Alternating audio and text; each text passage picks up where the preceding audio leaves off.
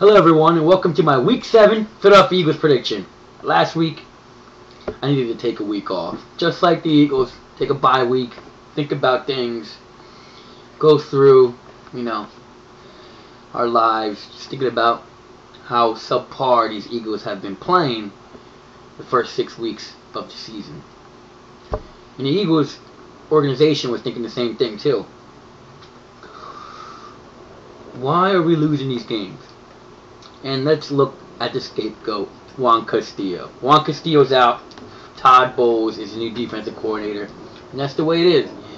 When you have a problem, you find your weakest link. You find your scapegoat. And Juan Castillo was a scapegoat. It's a shame. He should have just stayed as offensive line coach. This would have never happened. He would still been in the organization. But, hey, we do farewell to Juan Castillo. Now Todd Bowles' era has started.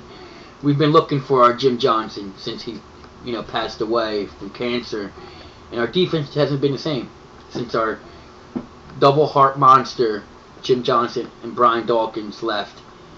Defense hasn't been the same, but we have seen little glimpses of greatness. A defense that could possibly be great one day. But this is what we're going to watch for when the Atlanta Falcons, yes, the undefeated Atlanta Falcons, come to the linc today at 1 o'clock in Philadelphia. Huge game for us. We can't go 3-4. Not possible. We go 3-4, media in Philadelphia is going to go nuts on us. So, let's see what we're watching for. Run, Shady, run, right? Don't you agree? Everybody, run the freaking ball. That's what we need to do, is run the ball. And yeah, we all know Andy likes to throw the ball, and the Eagles have been all effective running lately. I feel like LaShawn McCoy has been overcompensating for our weak offensive line. And with the reinsertion of King Dunlap and at left tackle, probably won't help that too. But McCoy's averaged just 2.5 yards per carry the last 2 games. But the thing is that the Falcons are really, really bad against the run. Horrible against the run. They're 28th for rushing yards allowed. They allow 150 yards per game, and 31st in yards allowed per attempt, 5.2. So McCoy could really just burn them. This could be a close game too. Vegas is giving the Eagles, I think, 2 points. We're the 2-point underdog at home, so we'll see how that goes. The next thing is, them freaking turnovers. I'm just getting tired of it. I feel like a broken record. That's what I talk about every week. I talk about the freaking turnovers. And the numbers, they don't look well for the Eagles. The Falcons are 3rd in the league in turnover differential. They're plus -10. And the Birds are tied for 30th with -9. What can you say? The Falcons are ready for 17 turnovers in their first 6 games, which is the same number of times the Eagles have coughed it up. 8 interceptions and 9 lost fumbles. The Eagles have won just 1 turnover battle this season, and the defense has just 2 takeaways in the last 4 games. And we can't sack the quarterback either, so this looks like an equation for a loss today. But not really. We could win by 1 game because Vegas is telling us something, giving us the +2, so because they know how to make money there in Vegas. So we'll see how it goes. Shorten the field. We need the return game and a defense that is not forcing turnovers to give us a short field, meaning that on the 20-yard line, 3 and outs. Punt the ball, get a half, get it at the 40, run it back to the 50. At least get a 10-yard return for Demaryius Johnson, because his longest return all year was 6 freaking yards. And Deshaun said that he would return punts, but you don't want to hurt Deshaun either. And Jeremy Maclin had his best games against the Falcons too. I don't know if you guys know that, but you can look for Jeremy Maclin to have a big game too, possibly. What happens in the red zone stays in the red zone. The strength versus the strength matchup. The Falcons are 4th in the league in red zone offense, converting 16 to 25 trips inside the 20 into touchdowns.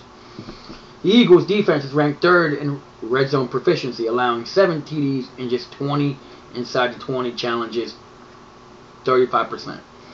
The Eagles, meanwhile, are tied at 26 red zone offense. That's 42% would say, have converted just 8 of their last 19 red zone chances, but the Falcons are ranked 27 from red zone defense. So something's got to give right there. Either Alex Henry will be very, very busy today, or will be scoring touchdowns. And melting Matty Ice. Matty Ice is coming back home. The kid loves the Eagles, you know that. So let's see how he does. The Eagles haven't sacked the quarterback since week 3. Opponents have been keeping extra blockers, and the quarterbacks have been getting the ball out. You know, just kind of like, just get it out. Like, we get close, but let's see how Todd Bowles set up a game plan against Matty Ice, Julio Jones, and these, like, Julio Jones and Roddy White are one of the best tandems, like receiving corps in the NFL. They're pretty good. They're pretty young too. Roddy White is a great number 1 receiver. Julio Jones, second year. You know what I mean? He could possibly be the next Roddy White. So they have a really good receiving corps. And I know it might be crazy, but I'm taking the Eagles. You guys know that already. I'm not that impressed with the Falcons' wins the past couple weeks. They've been asking for somebody to beat them, and I think today is a day, especially with, you know, Andy Reid's record, 13-0, coming off the bye.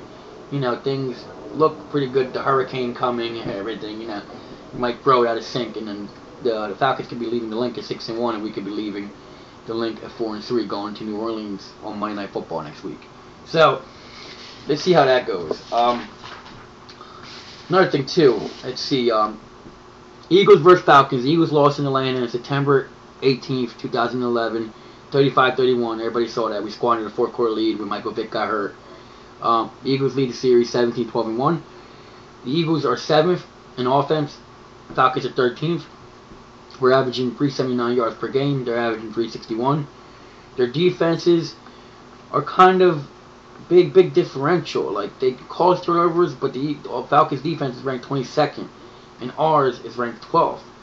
So I think everything in the defensive side goes to advantage Eagles, but the special teams.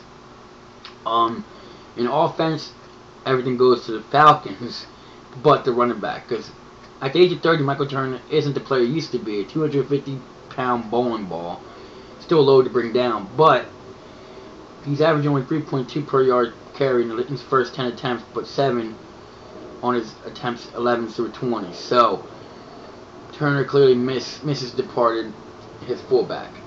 His fullbacks got hurt. So let's see how that, you know, he starts off slow, they're saying, but he finishes strong, just like our running back with Sean McCoy.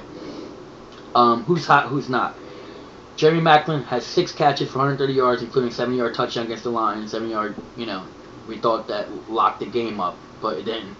And Tony Gonzalez, we have to watch out for them tight ends because the tight ends kill us. Who's not hot? Darryl Tapp has one half sack and 1 quarterback hit and 1 no hurries and 138 snaps. Is he even on the field? 138 snaps, and he only has that. And Ray Edwards has no sacks, 2 quarterback hits, and 2 hurries and 171 snaps. So hopefully he doesn't heat up Ray Edwards. So key matchups: Jason Babin and Trent Cole versus offensive tackles Tyson Calbo and Sam Baker. And Michael Vick versus Santi Samuel. Nobody's better at studying quarterback tendencies than Samuel. Vick's already got 8 interceptions, so hopefully no interceptions to Santi Samuel, because I'll rip my head off. Another thing is King Dunlap versus John Abram. King Dunlap, he worries me. That's all we're gonna say. The Andy Reid epiphany. There's time during the heyday that Andy Reid era, you forgot there's one, didn't you? Where he would seemingly have a moment of clarity during the bye week. The Eagles would run the ball more often after their time off, and lo and behold, the team would win more games. It seems to be fallen by the wayside, although they have continued to show improvement in their post-bye record. Here are the numbers excluding 99-2000 season when the Birds bye came in week 16. Pre-bye. Pre-bye, we don't run the ball at all. Post-bye, we run the ball a shitload. From 2001 to 2006. 2007 to 2011, we run the ball a lot less after the bye. And we pass the ball. So we're pretty much even. It could go either way. He could come out run heavy. He could come out pass heavy. Wouldn't be surprised if he comes out pass heavy. I'll be really surprised if he comes out run heavy. So it's supposed to be rainy. So hopefully, things, ball doesn't slip out of Vic's hands, and this game doesn't become, out of length too early. So let's see how that goes too. Win or lose, people say take the Falcons because they're +2 over the Eagles, and the important numbers in the NFL for betting purposes is 3, 7, and 10. But 13 is the key number in this game because everybody's all jacked up about it. Can Andy Reid his ridiculous 13-0 record in week after bye? However, there are some numbers that Double V has to put up on the table. 8, 8, and 5. In order those Michael Vick's touchdowns, interceptions, and fumbles lost. How about 1, 1, and 2?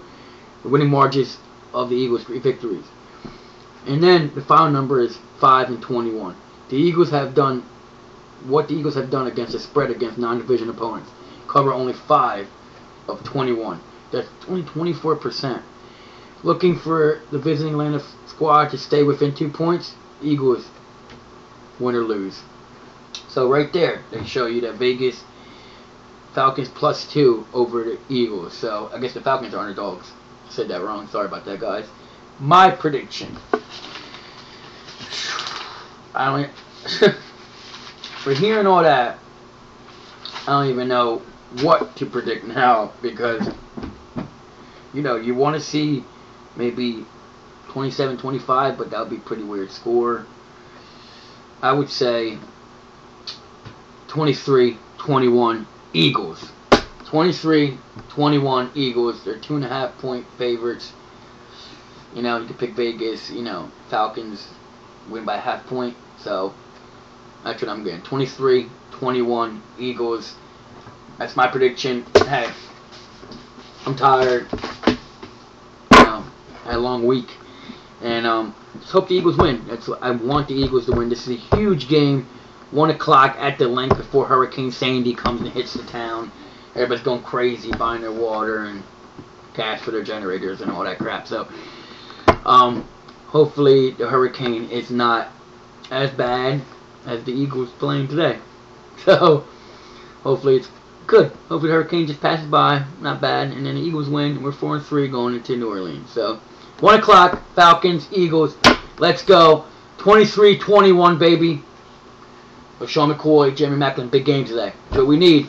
E-A-G-L-E-S, Eagles. 23-21, baby. Let's get pumped. Couple hours. Eagles, baby.